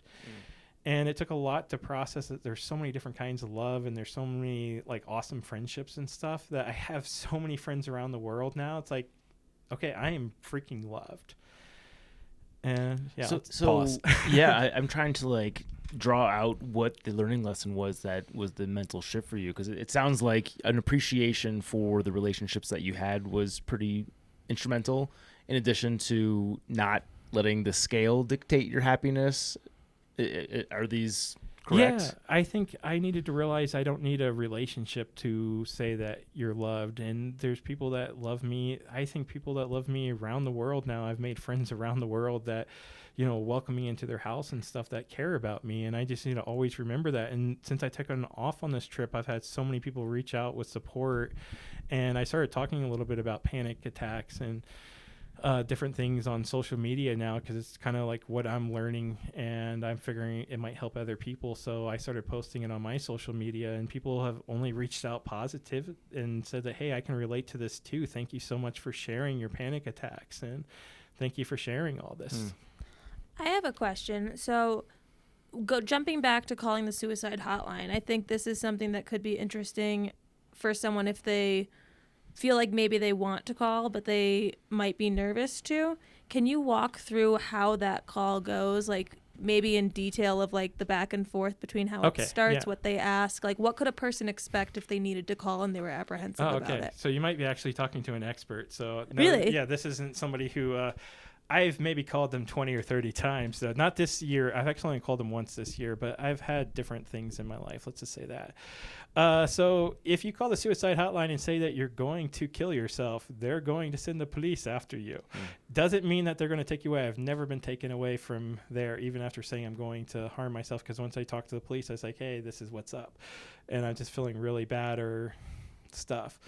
Then I learned that the suicide hotline's there just for, you need to emotionally calm down and stuff like that. So my younger years, I think we'll go with, I was like 25. I went through some stuff too again. And I actually went through Jefferson Barracks again. But I use that suicide hotline all the time.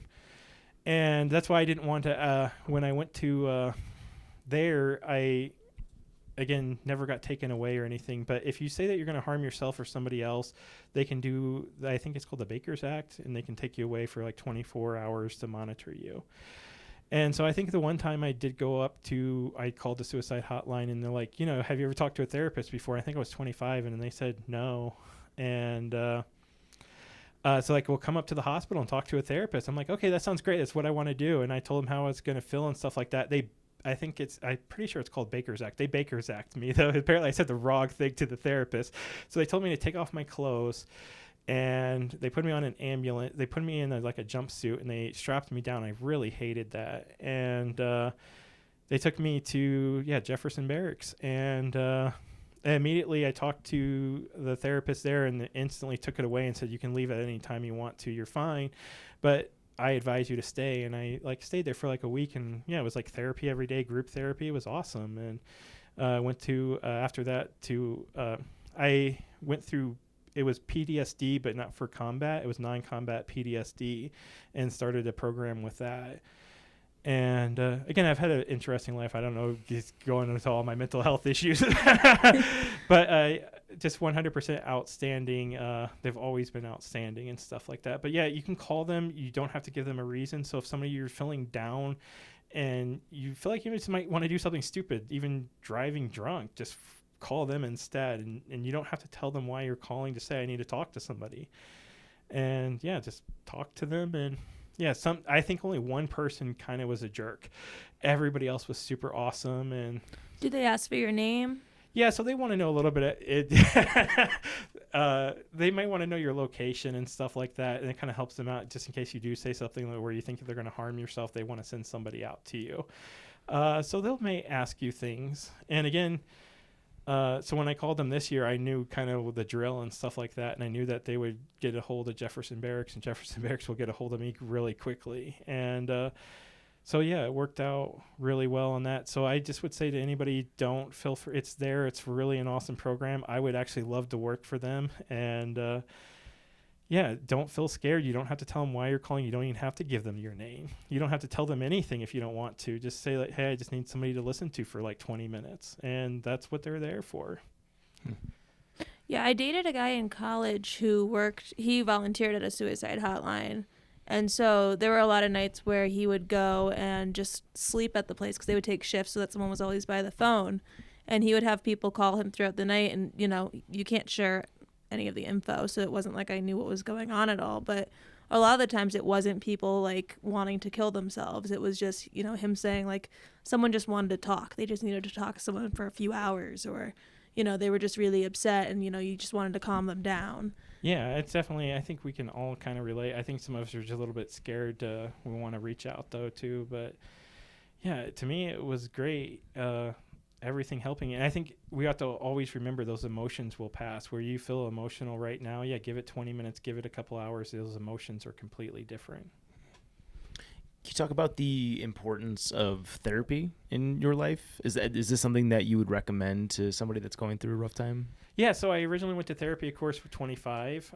So I'm giving you my whole therapy thing. And I went to therapy for like, I think 1 or 2 years when I was 25, dealing with, it was a little bit like, it was PTSD. And then I'm therapy again here. And it's definitely really helped me. I think I needed therapy with it. And honestly, I'm calling it my friends. And if you've hung out with me this year, and I've hung out with a lot of people this year, I am not shy about saying I'm using you for therapy. And I've bought people tacos. They're like, oh, I'll buy you tacos. You listen to me for an hour. It's like, that's cheap therapy too. So I've used a lot of friends for therapy. And I've had so many people just like, I just can't tell you how awesome and amazing people are. And that I just realized that honestly, yeah, friends are the best therapy too. But yeah, without therapy, I think some of my mindset, like losing 200 pounds, and you know, that would solve my happiness problems, or finding a girlfriend that will make me happy. And I think I needed therapy to kind of get a wake up call on, yeah, you can be totally happy single, and you can totally have lots of fun being single, and you don't need a relationship to be happy. And I need to always remember that. So again, it's like I kind of took off on this trip now, and how I've met all of you now is like, yeah, I'm single and I'm like going on adventures and having a super fun time, and my glass of love is completely full. So it's like, yeah, I'm having awesome. Yeah. So speaking of the current adventures, the one that you came from recently, all I know is that you were floating for a ridiculous amount of time. Tell us about that. Yeah, so this was funny, and so it was Lake Powell. Originally, I went with my friend Matt, and I hope it's okay for Matt, if you're listening to this too, that he's actually paralyzed from the waist down, which makes him even more kick-ass. He's like, let's go kayaking or let's go bicycling and stuff like that. He doesn't let anything stop him. And so originally we go to Lake Powell with this impression like, yeah, let's go kayaking. We both got this. And people were super nice, and they were helping, and that was awesome. But you know, it's summertime, Lake Powell, speedboats. We wanted to go to Antelope Canyon, and it's super calm once you get there, but you have to get past all these speedboats and stuff. And the waves were coming from every which way. And long story short, we both ended up in the water for different reasons. He lost his phone, and then I got my phone wet, and then my phone wasn't working, which blah. So I called the trip. We call it quits. He had to return his kayak and stuff like that. So I was like, you know what? I'm going to come back and do this solo, and I'm going to swim it with goggles. And so I just take a backpack. I pack up my tent. I pack up like a windbreaker jacket. I pack up my sleeping pad, my water filter, and I just put it around my pack, put on some sandals, and I just jump in the water with goggles. And I was like, I'm going to go for a 7-mile swim. And yeah, so I take off, and I think I'm swimming for like 6 hours, and lots of people are stopping like, sir, are you okay? And I'm like, yeah, I'm swimming. Like, what? And I'm being tossed and turned in the speedboats. A few speedboats stop. A few guides that are taking guides and kayaks like run up to me like with their kayak and like, what are you doing? Are you okay? You need to be rescued? And I would like joke and say, I'm just like scared of the sharks out here. Just tell me if you see any. And they're like looking around, and only one person responded back and said, sir, there's no sharks here. I was like, oh, I didn't know. All right. So I was making jokes because people would just stop, and I was like, hey, this is kind of cool on this, but I was never worried about, water or anything. So I definitely I feel like I own the water. The water's mine. I grew up on the ocean and stuff like that. So I definitely was told. I asked multiple guides there too, and they said they've never heard of anybody trying to swim it. But that night I get into the Antelope Canyon, and again, it's like people ask me if I'm using fins or something. I'm like, no, I just have my sandals on. They're like, yeah, you're even more crazy than we thought. I was like, yeah, probably. But I'm an Antelope. Why are you swimming with sandals on? I have no idea. I just it's what I have. It's just what I have, and it's like, again, why am I not taking a flotation device? Yeah. Why am I letting all my gear get wet? I don't know. Do the sandals help at all, or that no, weighs they you down? It just weighs you down right? more. Yeah. How are you even floating? Like, I have trouble wading in water with just me in water. I got a little bit of fat on me, so it keeps me afloat. Does that float?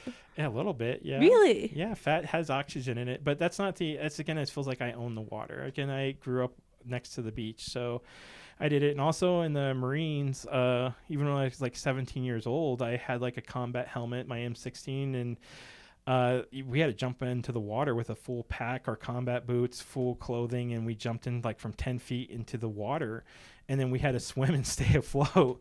And I think they started doing those swim qualifications after World War II and all those people drowning and stuff. Like you have to be able to swim and keep your rifle and everything. So yeah, I passed those with flying colors. And again, water doesn't scare me, unlike snow. Snow terrifies me. Again, coming from Florida. So I get to the canyon and stuff like that at night, and I'm like, oh shit, did I just make a mistake? Am I going to stay in the water all night? And I look, and there's so many cliffs and edges and everything, and I'm like, where can I get out of the water? And I see one. I was like, I think I can kind of get out, and maybe cowboy camp is just enough room for me. But I keep swimming, and thank God that there's just one spot in the entire canyon that you can actually has enough room to even pitch my tent. I'm like, I just scored lucky. It was a little bit hard to climb up to the top of it, but I was able to do it. And so I was able to camp that night, and I'm like all alone in the canyon, and it's like, this is like the most coolest thing in the world. And that morning I jumped back in the water, and then all the tourist people start showing up again, and they're like, sir, are you okay? And I just go back to saying, yes, my boat sunk. If you see it, let me know. And I keep swimming, and then I go hiking into the canyon, and it was super beautiful. I'm going to try to get that video out here shortly. And yeah, I took like 100 clips, but it was so hard to film in water. I didn't realize the challenge. And your hands are like now it didn't really feel cold, but your hands were like the same temperature, so they would not work on the buttons. So I kept having to like breathe in my hands into my mouth to get them more warm so they would work for the buttons. So it was really hard videos to film, so I don't know how the video is going to turn out though. So did you do the 7 miles in 2 days? Yeah, so I took 2 days to do the whole thing. That's insane. I don't think I've swam 7 miles my entire life. Like, you add it all up. That is a lot of swimming. Yeah. Yeah, I kept cramping a little bit here and there and stuff, and that was interesting because I was just in the water constant, like nonstop swimming, and I was like, oh, well, this is good exercise. And Are you pruny? Pruny? Yeah, I kept looking at my hands here and there, but it wasn't as bad as you would think. Like, it really honestly wasn't bad. Okay. And it was super fun. And I don't think anybody's ever done that before. So I can say like, oh yeah, I swam that. I see a lot of people posting on Instagram, they take their kayaks and stuff. And I was like, okay, well, I did it differently. You're ultralight. Yeah. So is this your new thing? Are you the swim guy now? No, I'm jumping different things. I have never rode a kayak before, so I bought a kayak, and then I just bought a bicycle. I haven't been on a bicycle since I was like 16, so I bought a bicycle this year. So I'm like, my new thing is I'm just doing what makes me happy, and Hell like yeah. I'm just like, and if you want to watch what I'm doing, that's awesome. I'm not going to go for like a super long hike again. I just want to go do fun, awesome things, and I think my next trip I'm going to go on, I might do a few things in Colorado here, but I knew for sure this weekend a friend, he's going to drop me off on a river for the first time on a kayak in Wyoming. And he's like, I said, because the rapids, and he's like, you'll be okay. They're not bad. I'm like, oh, okay. I'll look into it, research it a little bit more, but he's like, I'll pick you up and stuff. And he's like, you're going to love it. Yeah. And so that's my next adventure coming up. And I'm Oh my pretty goodness. excited. Take us with you. Yeah, you're All right, How you many can people fit on your kayak? oh, we'll all end up swimming at this point, though. But, hey, that's fun, too. I don't float that well. Well, Cory, holy shit, your 2021 shaping up to be an all-timer. It sounds like you've got a lot in the pipeline. Very exciting stuff. Oh, yeah. Where should people go to keep up with you, let people know your social media stuff and how to support you, whatnot? Yeah, I would also just want to say I'm planning on, hopefully, with any luck, I'll leave the country in the next month, too. And there's a huge bucket list outside the country. But if you want to check on and see, like, different things I'm doing, you want to see me talk about mental health and different things, definitely just Second Chance Hiker on YouTube, Instagram, Facebook. Also on Patreon. Thank you so much to the 60+ people that are on my Patreon right now. I go live in the chat room every Friday night, and then I am a live video on Saturday. And I'm kind of hoping it kind of takes off now. And the only reason I won't do a live is if I'm on a crazy adventure and there's no cell service, like sleeping in a canyon. But I'm kind of hoping it takes off and we can kind of talk about different issues and problems. And if you do like a custom pledge of $1 you get in, that kind of helps, you know. It's cost $40 for a tank of gas. So 40 people want to, you know, chip in $1 too. That's awesome. You're helping, you know, every little bit helps and stuff. And I greatly appreciate it. And I try to give back too. And hope I can help somebody out there too with if they want to talk about something. And that's Second Chance Hikes on both YouTube and Instagram? Yeah, Second Chance Hiker. And then we're going to get you on TikTok here shortly too? Yeah, so I think I created one, but I haven't done anything with the TikTok. So it's like, yeah, I heard that you were working on your TikTok. Yeah, I feel dirty Allegedly. even talking about TikTok again, so let's not do it. Well, Second Chance, this has been a blast. Your story is amazing. I hope people keep up with your journeys for this year and beyond. And thank you so much for making the trip out here. Oh, awesome. I'm really glad I got to do this and finally get to meet you all in person. So that's awesome, too. And thank you for having me, too. Yeah. I love the Yeah. show, too. Oh, thank you. Appreciate it.